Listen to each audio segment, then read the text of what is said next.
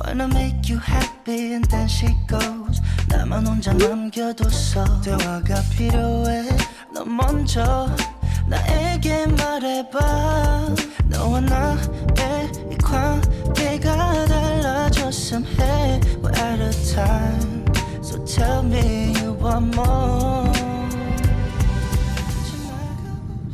今日は今からミョントの、エルメスに行こうかなと思ってます。免税店が2店舗とあと1店舗、デパートのお店があるので、そこの様子を偵察しに行きたいと思います。それでは行ってきます。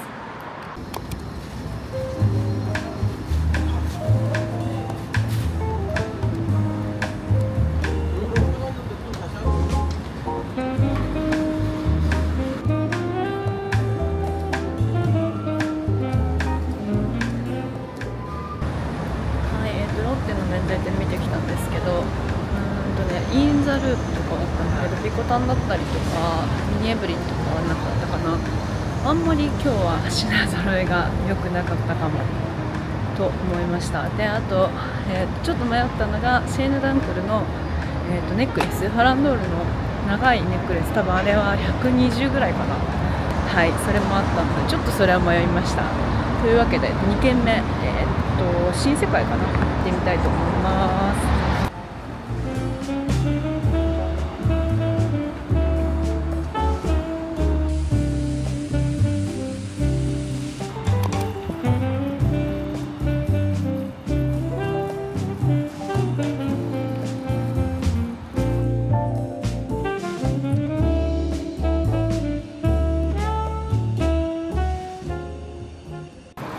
新世界の百貨店行ったんですけど、ピコタンは布系の新しいやつと、あと何があったかな、そういった珍しいものがあったので、動画の最後にまとめてご紹介したいと思います。とりあえず、百貨店の方は購入品なしです。で、今から免税店の方に行ってきます。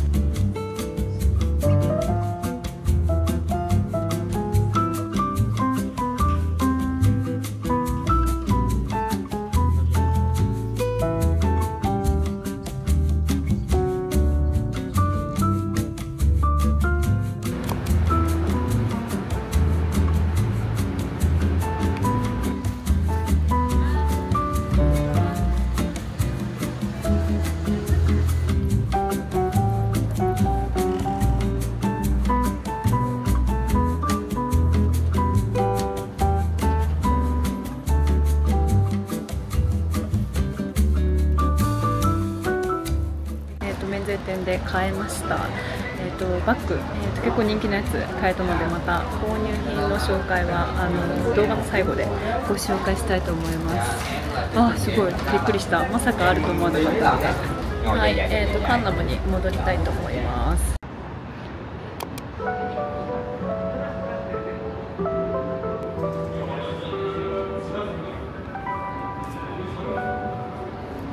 Girl, you got me down so bad.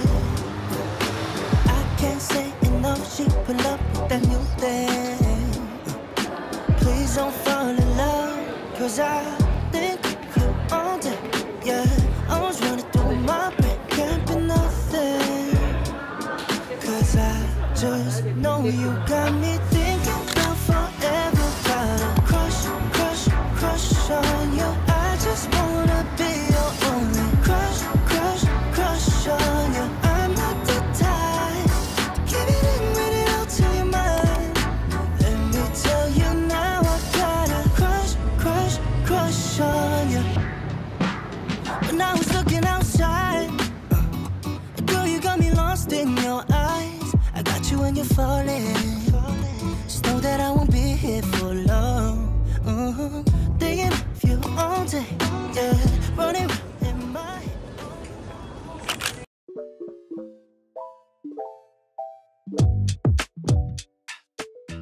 はい、というわけで、韓国のエルパト動画は2回目、これ撮るの2回目になるんですけど、前回の動画がとても好評だったので、また韓国のエルパトの様子を動画にしました。動画の前半では韓国でお店を回った時の様子をお届けしたんですが、後半は購入品の紹介と、あと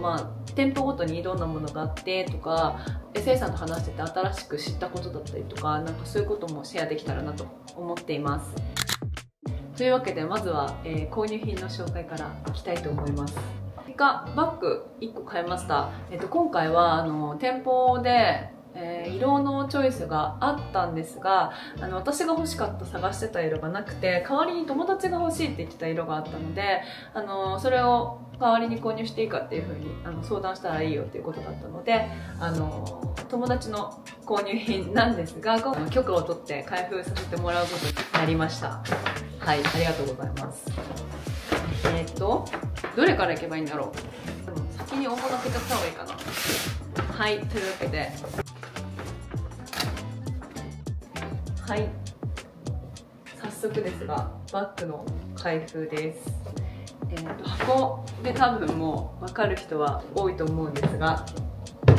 以上。早速開封していきたいと思います。人の開けるのすごい緊張するんですけど、開けさせていただきたいと思います。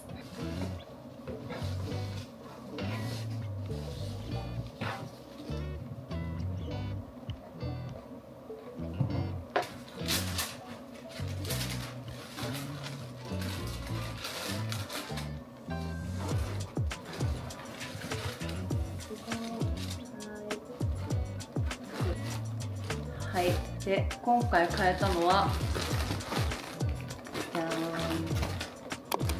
ボタンのゴールド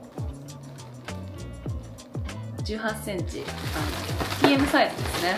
金具はシルバー金具です。はい、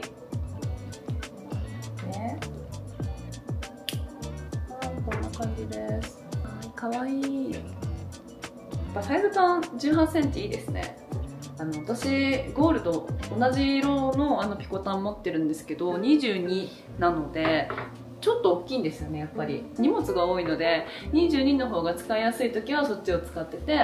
基本的には18のいつもエトゥープが一番使ってるかなっていう感じですね。本物バッグはピコタンでした。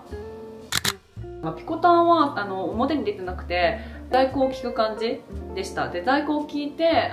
色をちょっと見てくるねって言われてあったのがこのゴールドと、あとクレがありました。このベーシックカラーのピコタンの18センチってなかなか見かけないので、とってもラッキーだったなと思ってるところです。でこれが一番の大物なんですが、免税店で前回買った時、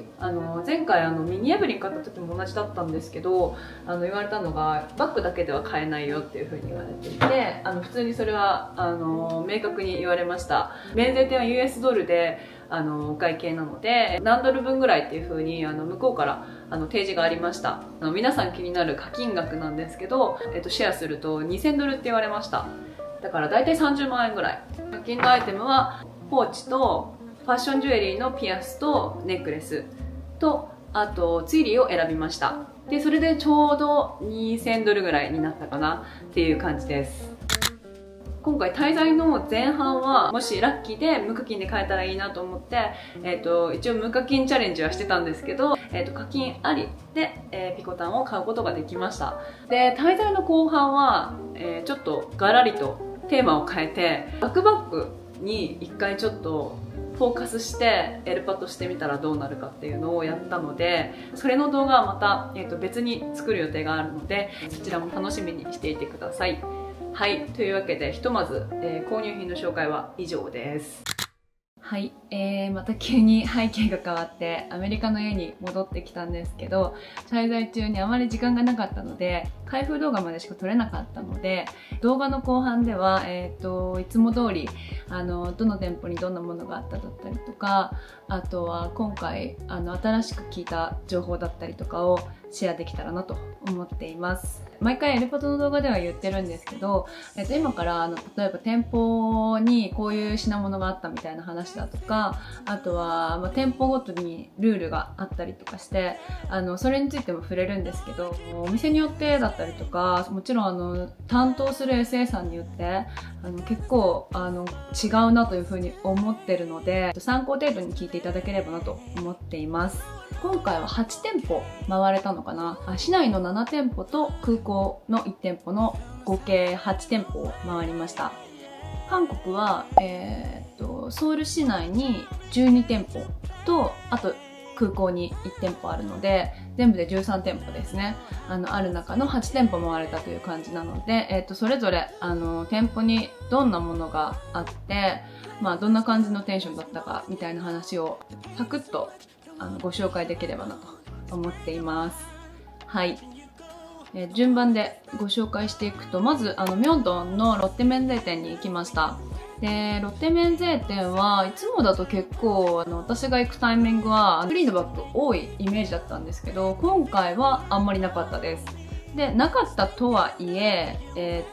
インザループのブラック、ノンアルだったりとか、あと大きめのサイズのポリード、多分あれはメンズかなっていう感じだったんですけど、とか、あと下駄の白系の、バッグだったりとか、アルザンの白系もありました。で、ピコタンあるかっていう風に聞いたら、今日は入荷ないから、奥にも、出せるものがないという風に言われたので、次の、店舗に移動しました。次の店舗が新世界のデパート。ミョンドンにある店舗ですね。で、徒歩で10分ぐらいかな。ロッテの免税店からも近いので、そこと、セットでいつも行ってるんですけど、これは免税店ではなくデパートですね。は、結構いろいろあって、布のタイプのピコタン。布の部分が、柄になっていて、レザーの部分がゴールドっていう、結構可愛かったです。確か、普通のピコタンより高かったはずです。他は、ガーデンパーティーのピクニックのイエローっていうのがあって、これ結構珍しいなと思いました。ガーデンパーティーのピクニックって私多分香港で、多分あれなたかなの、ピクニックのガーデンパーティーを見た以来だったので、久しぶりに見たなという感じでした。で、あとは布のガーデンパーティーもありました。あと、プティア・アルソン私はなんかそれっぽいなとは思ったんだけど、後で調べてみるとプティじゃなくて、普通のアルソン。おそらくそれかなっていうのがありました。で、それはフリーで買えるよっていう感じで、言われたのが、そのラインナップかな。ちょっと待ったかな。10分ぐらい待って案内してもらったっていう感じでした。で、この後、そのお隣のビルにあるのが新世界の免税店なんですけど、ここはね、結構いろいろあったんですけど、クロコが多かったです。クロコのピコタンだったりとか、あとはコンミニなんだけど、コンスタンスミニなんだけど、クロコっていう、結構お値段も張るものだったんですけど、すごい綺麗でありました。パステル系の色だったかな。はい、が置いてありました。あと、下駄の白、黒もありました。その後、カンナムに移ります。ヒュンダイのデパート、アックジョンの店舗に行ったんですけど、ここが私結構こんなにレアなもの普通に置いてるんだっていう感じでちょっとびっくりしたんですけど、クローメドールって言ってたん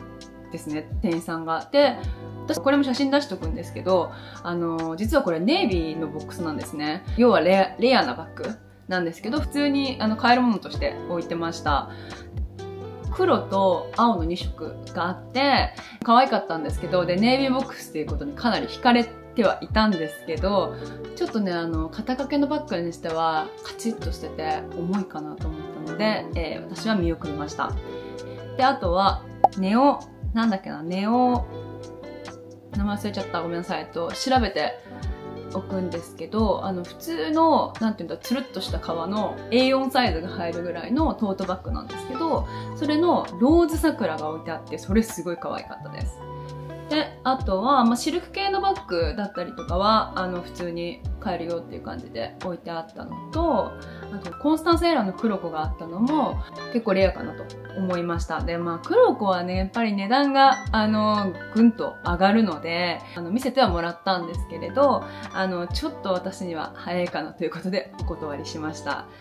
デラッカバレリアミニ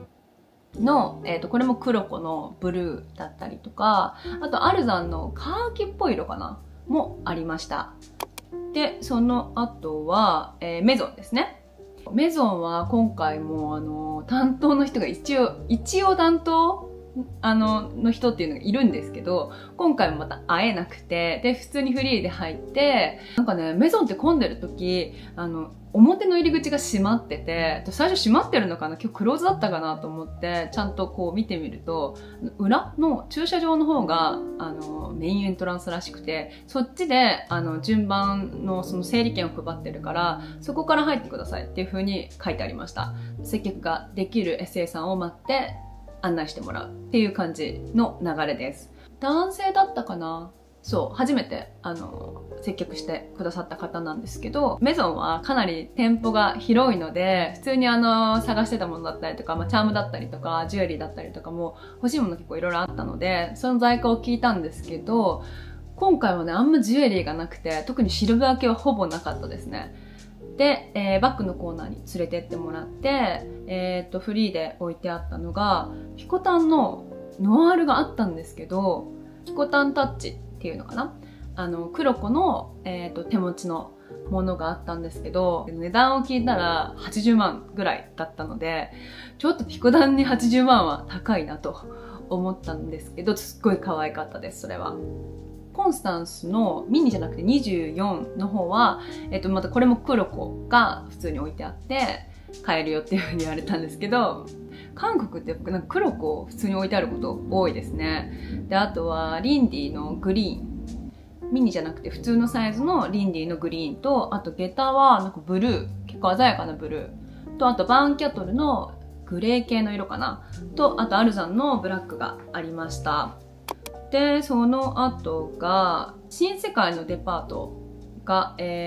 高速バスターミナルの上にあるんですけど、JW マリオットとかの近くかなにあって、そこの店舗は今回も毎回なんか並んでて、前も並んで、いつも時間に余裕を持って行くようにしてるんですけど、初めましての SA さんに案内してもらいました。私、シルク系で1個探してるアイテムがあって、それを在庫を聞いた後に、それはなかったんですけど、その後に、バッグの在庫を聞いて、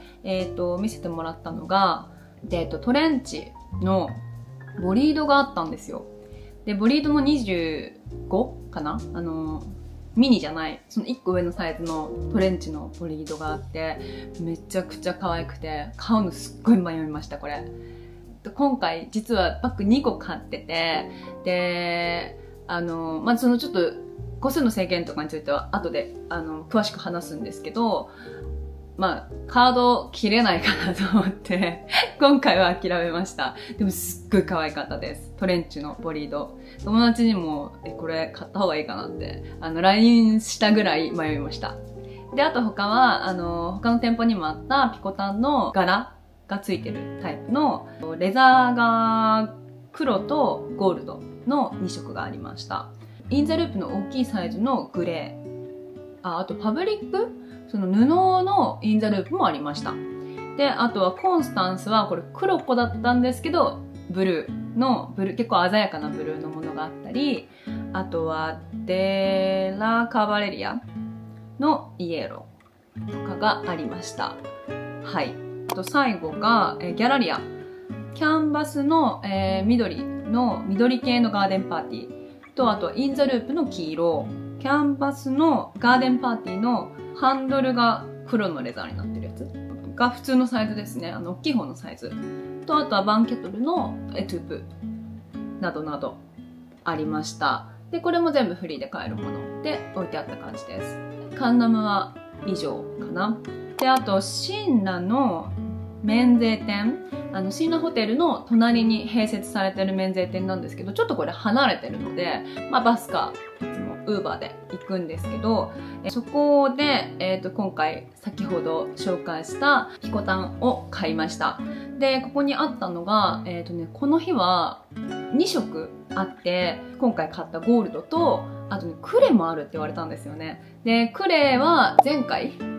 香港で買ってるので見送ったんですけど、そうで課金が結構免税店の方がしっかり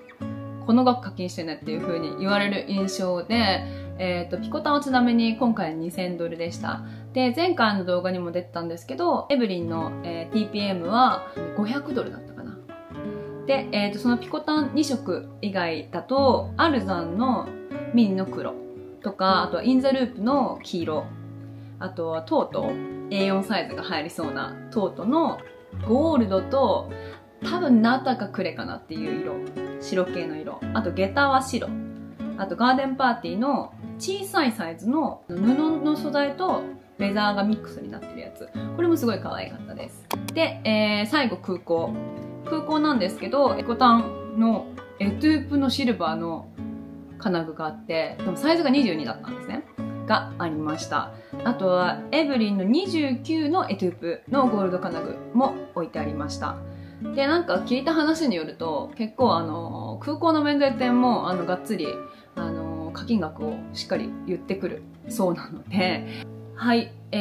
こんな感じで8店舗韓国ソウルで回ったんですけど、結構ねいろんな SA さんとお話をしてて、こういうルールが実はあるんだとか、あとちょっとコツみたいな話だったりとかが、新しい情報として聞くことができたので、シェアできる範囲で、まとめとしてご紹介したいと思います。1個目、バッグの個数制限について、ちょっと私前回知らなかった情報が今回追加で聞くことができたので、シェアします。前回の動画では免税店と通常のデパートだったりとかの店舗で、1個ずつ買ったっていうのが前回だったんですけど、新情報として聞いたのが、通常の店舗であれば1日1個バッグが買えるらしいです。で、前回の情報からこれ持ってきてるんですけど、年間の個数制限が通常店舗にはあって、それが6個っていう風に私は前回聞きました。でもこれもまた店舗によって違ったりとかすると思うので、どこも共通というわけではないと思うんですが、ちょっと参考までに、シェアしておきます。私今回ちょっと別の動画にするので今ご紹介しないんですけど、実は枠のバッグを、通常の店舗で、買いました。枠バッグを買った翌日に、またそれもデパートの店舗に行って、ちょっと気になった枠外のバッグがあったので、それを買うか迷ってた時に話を聞いたんですけど、実は昨日、枠バッグを買っていて、で、買うことってできるのっていう風に聞いたら、昨日だよねって言われて、一回確認をされて、昨日であれば買えるよっていう風に言われました。そう考えると、免税店は1滞在につき1個なんですね、バッグ。ね、なので、免税店は1個だとして、他の店舗で、例えば、すごい、ラッキーだったら、全然3つでも4つでも、滞在が期間が長ければ買うこと自体はできるそうです。はい、2つ目なんですけど、課金ありとなしのこの分かれ目って何なんだろうっていうのを私も普通に気になって SA さんと話したりとかするときにちょっとこうヒントを探ったりとかはしてみてるんですけど、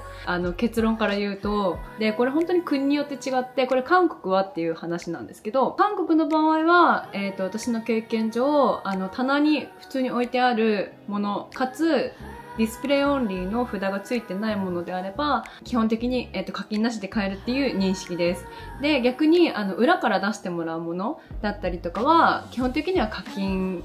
しないと買えないもの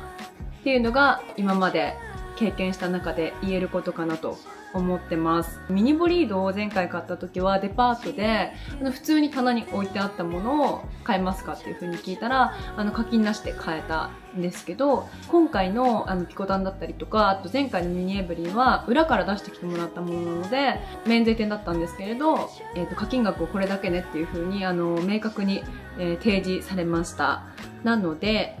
この経験だけ見ると、免税店よりもデパートの方が、課金なしで買えるアイテムが多いのかなってちょっと私思ってたんですけど、というのが私自身が、無課金で出会ったのが、デパートばっかりで、あと基本的に免税店で買うときって毎回課金ねって言われることが多かったので、実際のところどうなんだろうと思って、ちょっと気になったので、インスタのアカウントの方でアンケート撮ってみました。で、まず一つ目の質問が、韓国で無課金のまずバッグに出会ったことがありますかっていう質問だったんですけど、32% がはいで、68% がいいえ、179票が、はい、いいえが380票っていう感じになってました。この中で、無課金のバッグに出会ったことがある人の中で、免税店だったのか、それとも免税店以外のデパートだったりとかの通常の店舗だったのかっていうののアンケートを取ったところ、これがね、面白いことに、結果出しとくんですけど、50%、50% でした。ちょうど同数でした。ということで、免税店にもデパートにも、もちろんメゾンにも、無課金のバッグっていうのは存在するっていうことが、インスタのアンケートでも分かったので、韓国は結構店舗が多いので、いろいろ回ってみる価値はあるのかなというふうに思いました。で、最近SNS とかで無課金でピコタン買いましたとか、見たこと結構あるんですけど、私自身の経験で言うと、韓国で無課金のピコタンは私まだ見たことがないんですね。だからピコタンは人気だからダメなのかなと思いつつ、目撃情報はあるので、あとはタイミングだったりとか、あとは希望の色だったりとかにもよるのかなというふうに思いました。免税店とデパートの違いなんですけど、免税店はドル建てなので、US ドルの今レートが悪いので、正直同じものを買っても、免税店の方がおそらく高くなると思います。ただ、免税店は、空港で免税の手続きをしに行ったりとか、あと物を見せたりとかってする、手間が省けるので、まあ結構弾丸で旅行してる人なんかは、免税店の方が楽なんじゃないかなっていうふうには思います。普通のデパートとかでお買い物するときって、通常の店舗なので、まあこういう感じでバッグに、ショッパーに入れて渡されるんですね。で、逆に免税店の場合って、もう、お店で梱包した状態の品物をそのまま空港に届けてくれて、空港で受け取りなので、買ったものをこう持ち歩かなくていいっていうのはすごい楽かなっていうふうに思います。で、高価なものなので、なるべく、私はお買い物した後は、そのままあんまりうろうろせずに一回ホテルに置きに帰るようにはしてるんですけど、時間ない人はやっぱり免税店から攻めていくのはありなんじゃないかなというふうに感じました。で、3つ目は、課金をしてくださいねって。他のアイテムを買ってくださいねって言われるときに、実は、除外されてる、課金の枠に入れてもらえない商品っていうのがあって、世界共通で革小物は結構入れてもらえないことが多いんですね。例えばお財布だったりとか、他のバッグだったりとかは、バッグを買うために他のお買い物をしてくださいねって言われた時の課金額には含まれないっていうのが割と通説だなとは思ってるんですけど、大体だからそうなるとジュエリーだったりとか、あとはシルク系のアイテム、プレタ、時計だったりとか、あとは靴だったりとかが多いかなと思うんですけど、韓国で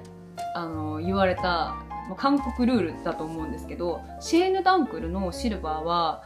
課金対象外っていう風に言われました。これ私今回初めて言われたんですけど、これ免税店で言われました。免税店でシルバーのシェーヌ・ダンクルで気になってたものがあったので、これ一緒に買えるっていう風に聞いたら、別に買うことはできるんだけど、バッグの課金としては使えないよっていう風にはっきり言われました。これもまた店舗によっては違うと思うんですけど、シルバーのシェーヌ・ダンクルは対象外のことが多いのかなと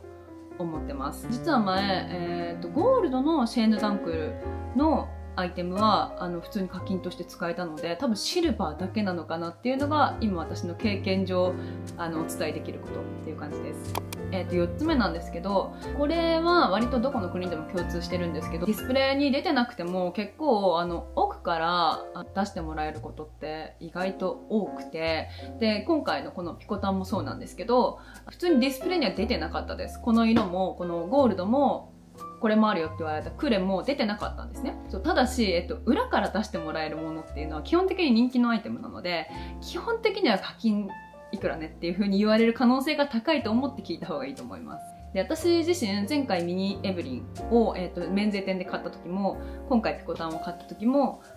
裏から出てきたものだったので、しっかり課金額をこの額ねっていう風に言われました。本当に欲しいものがもうこれって決まってるのであれば聞いてみる価値はあるんじゃないのかなと思っています。で、今回、ピコタン購入して、枠外のバッグのお話、なるべく無課金で買うっていうのをテーマに一応やってたんですけど、今回は結局2000ドル課金っていう結果に終わってはしまったんですが、実際に無課金で買えるものもいっぱい韓国にはありましたし、そういうご報告ができればなというのと、別で韓国のエルパトの動画ってなんか店舗が多いので結構長くなりがちで、動画を2本に分ける予定です。で、実はその後にワクバックチャレンジを今回しました。3回目なんですけど、その3回のエピソードだったりとか、あとどんな工夫をしたかだったりとか、あとどんな会話をしたか、どういう風にお店を選んだかみたいな話を別の動画でできればなと思っています。近日中に出す予定なので、ぜひチャンネル登録されてない方はチャンネル登録して楽しみに待っていただければなと思います。エルパトの動画をきっかけになんか旅行行ってみましたとか、韓国だったりとか香港だったりとか実際に行ってみましたっていう声も結構いただくので、私のYouTube ってメインが旅行に関するコンテンツが多いんですけど、エルパト以外にも韓国の Vlog だったりとか、あとグルメのおすすめだったりとかっていう動画もいくつか出してるので、よかったらそちらも合わせてチェックしてみてください。というわけで、韓国のエルパト動画、最後までご視聴いただきありがとうございました。また次の動画でお会いできるのを楽しみにしています。はい、それではバイバーイ。